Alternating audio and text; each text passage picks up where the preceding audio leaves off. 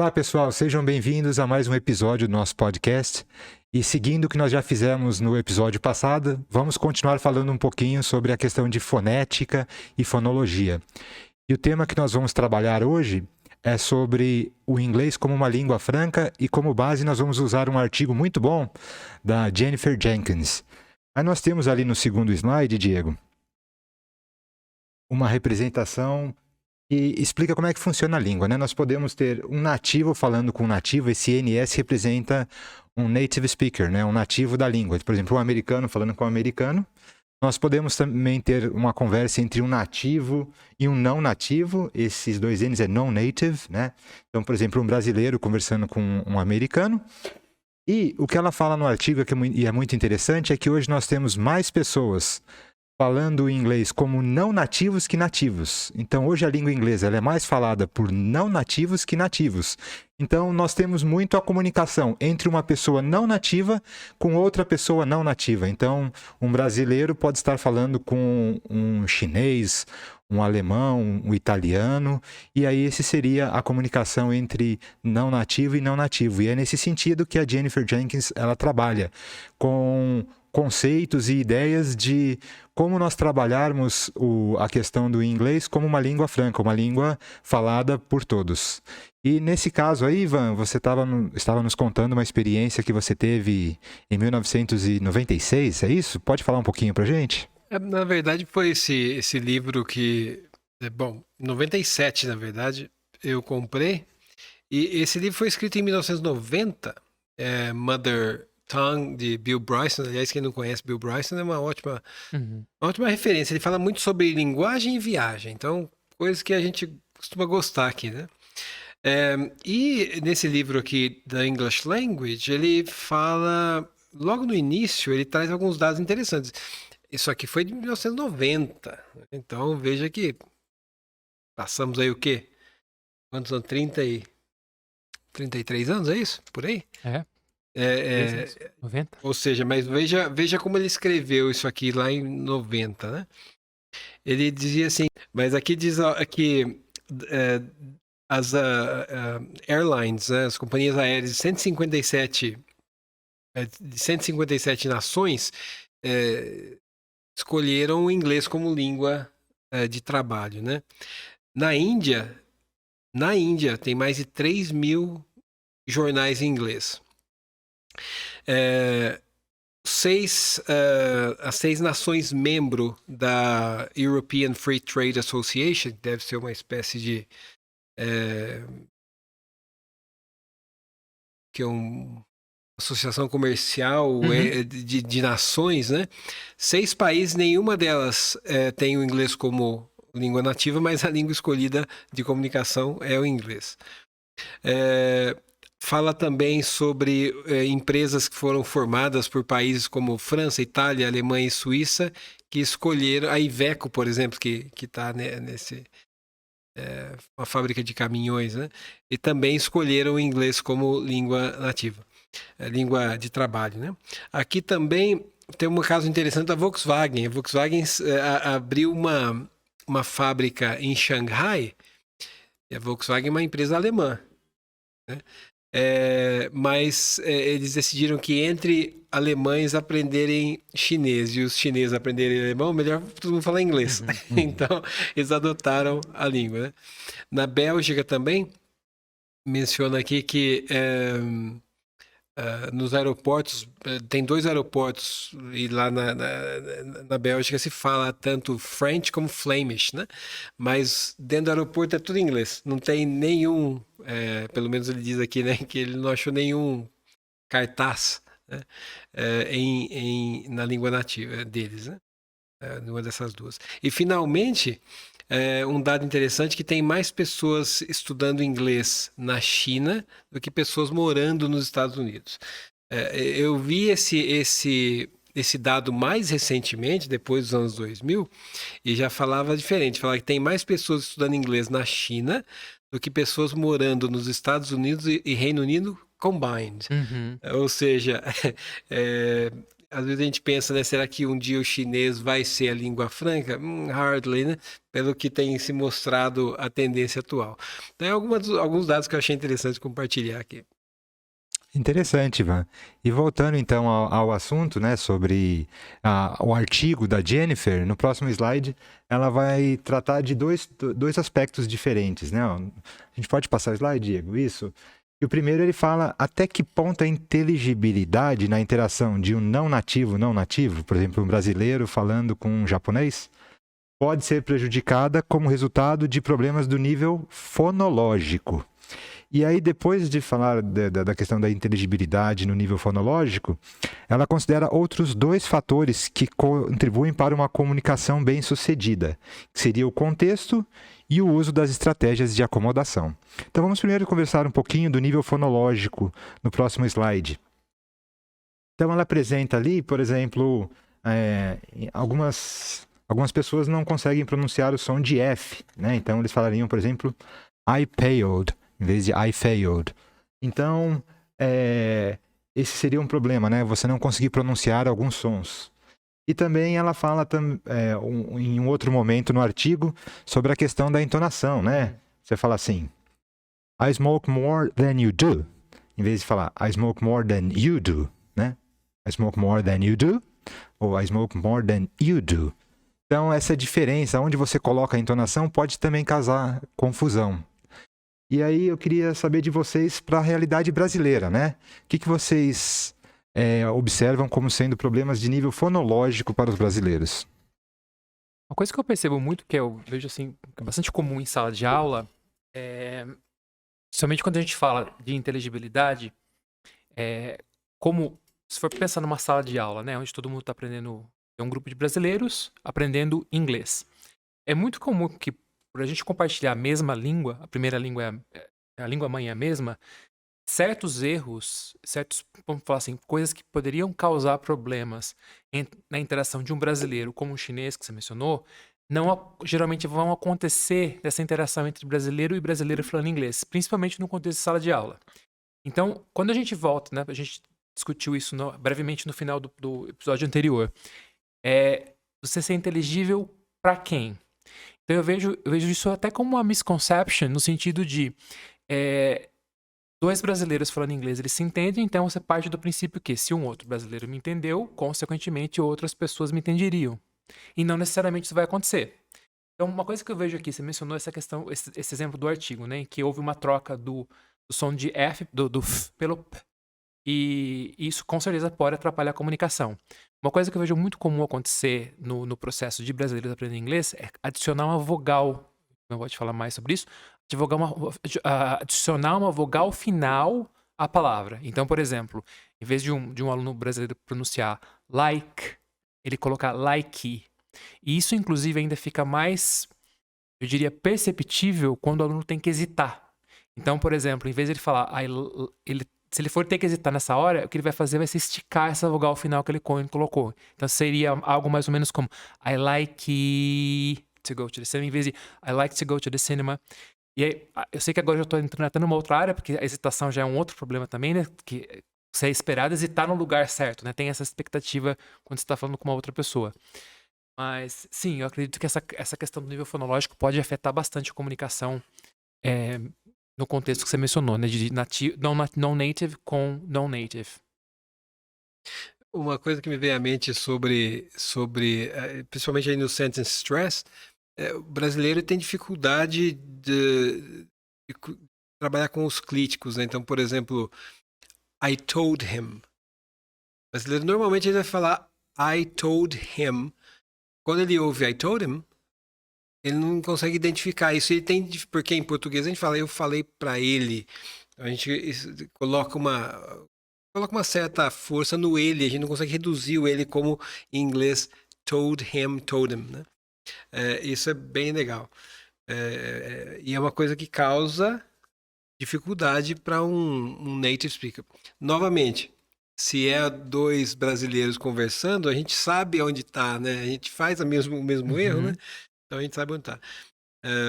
Outra coisa engraçada que eu percebi nos anos de aula, por exemplo, a palavra hotel. hotel. Por algum motivo estranho, muitos alunos, eu cheguei a medir, deu mais de 70% na época, falam hotel.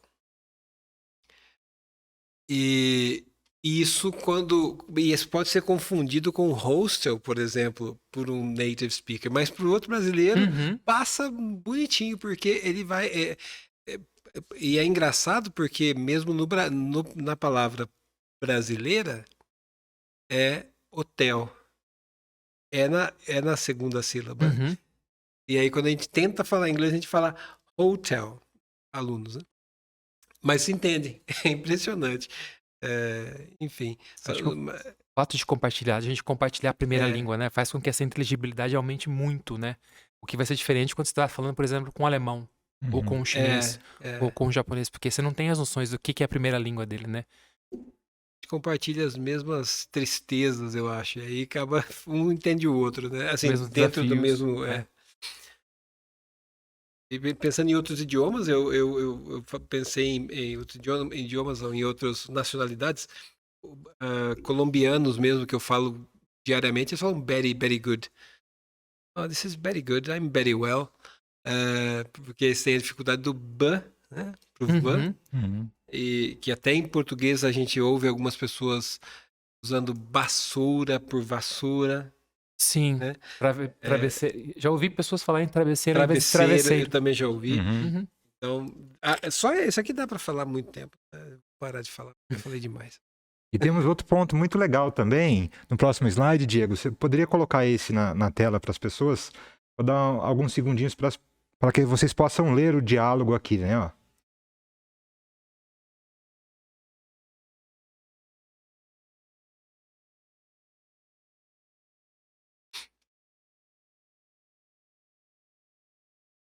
Qual foi a situação, né? A Jennifer, ela deu um grupo de fotos para dois não nativos, né? Para que eles pudessem conversar e descrever uma das fotos. E uma pessoa escolheu a única foto que tinha carro. Então você tinha 3 carros na foto e as outras fotos não se tratavam de carro. A única foto que tinha eram 3 carros e eles eram vermelhos, né? Que nem está aí na foto. E aqui temos a questão do contexto. Mesmo olhando a foto e vendo os carros, ela não conseguiu perceber que ele não conseguia pronunciar o som de R, né? Ele não conseguia falar red. E aí ela compreendeu como seria LED, aí ela já pôs um T, LED.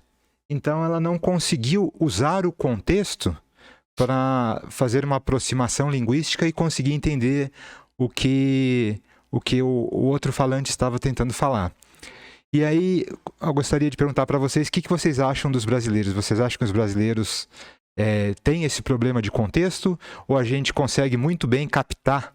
Às vezes, nem que a gente não entenda uma palavra de que alguém esteja falando, a gente consegue captar pelo contexto aonde que ela está querendo chegar, ou por uma pronúncia, especialmente de um não nativo, você conversando com uma pessoa de outra nacionalidade.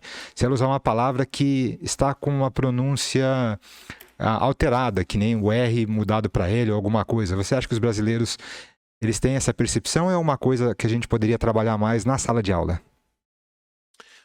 Du, eu acho que quando você tem contato, por exemplo, com alguém que já teve a experiência de aprender um idioma, a gente acaba desenvolvendo essas estratégias. Então, às vezes você pega uma pessoa que, por exemplo, fala 2, né, que é o seu caso, inclusive, né? 2, 3, 4 línguas. Eu acho que uma vez que você passou por esse processo de aprender uma língua, mesmo que você não seja um profissional da área, um professor, um linguista, mas você teve a oportunidade de passar por esse processo de aprender uma língua, a gente acaba desenvolvendo certas estratégias para compensar certas falhas que a gente tem, como usuário daquela língua. Então, eu percebo, por exemplo, que quando a gente está lidando com alunos, sei lá, eu estou pegando um aluno que já aprendeu espanhol e agora ele tá aprendendo inglês, eles conseguem bem fazer essa transferência de estratégias de uma língua para outra. Embora sejam línguas diferentes, mas a estratégia está lá. Então, assim, de usar o contexto, usar palavras-chave, tentar tirar o máximo da situação para obter uma compreensão e não depender só da questão do fonológico, né? Então, mesmo que eu não tenha entendido, eu vou usar alguma estratégia do contexto que eu tenho para poder entender o que essa pessoa está querendo dizer. Quando eu percebo que é uma pessoa que não tem experiência com línguas, e não só com línguas, às vezes é uma questão cultural mesmo, também não teve experiência com pessoas que falam outras línguas. E eu acho mais difícil. elas acabam dependendo muito da questão do som, da questão do fonológico. Então, quando elas não entendem, basicamente elas travam. Claro que eu tô fazendo uma generalização aqui, né? Mas eu percebo assim que essa falta de estratégia causa uma dependência gigantesca no fonológico. Então, a partir do momento que eu não te ouço, eu não sei mais o que fazer. Não sei como tentar compensar aquilo de alguma forma. Acho que é bem por aí mesmo. Até no artigo que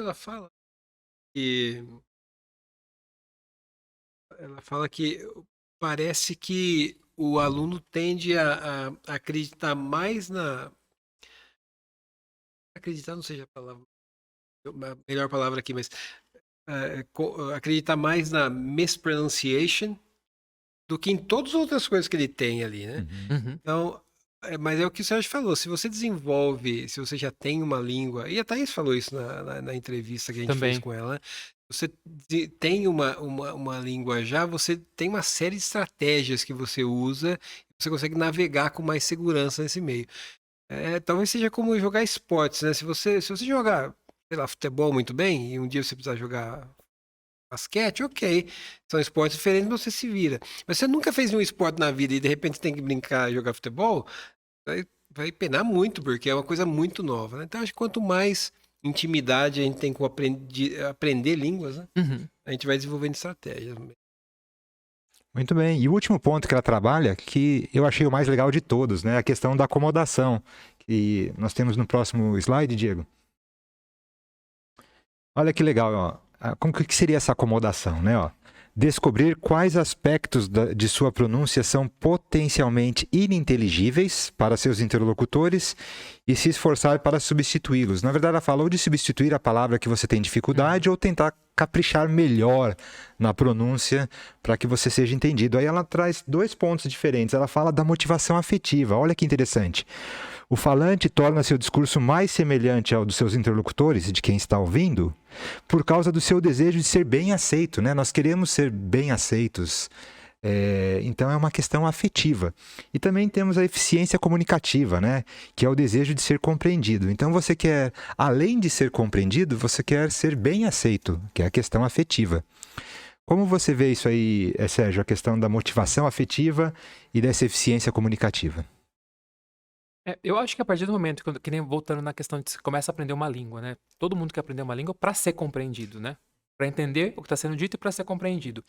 E depois de várias tentativas, quando você começa a realmente experimentar com aquela língua e falar com diversos interlocutores e começar a perceber que tem determinados aspectos do que você fala que não é compreendido, eu acho que até uma parte do senso comum de você tentar, né, ver o que eu posso melhorar para que eu consiga, né, get my ideas across, como a gente fala isso em português, né? Expressar as minhas ideias, né? E eu acho que uma vez que você tem essa consciência desses 2 tipos de estratégia, tanto a motivação afetiva como a comunicativa, eu acho que embora tenha algumas pessoas que consigam fazer isso até mesmo sem saber que elas estão fazendo, né? Uhum. Elas simplesmente veem que não está funcionando e falam assim, vou tentar elas não estejam familiarizadas com a terminologia, mas elas percebem que não estão conseguindo se comunicar de forma bem sucedida, então acabam tentando modificar isso de alguma forma. Mas eu acho que é o tipo de coisa que os alunos se beneficiariam muito em saber para poder utilizar essas estratégias na hora de estar falando com os interlocutores, né? O afetivo também tem muito a ver com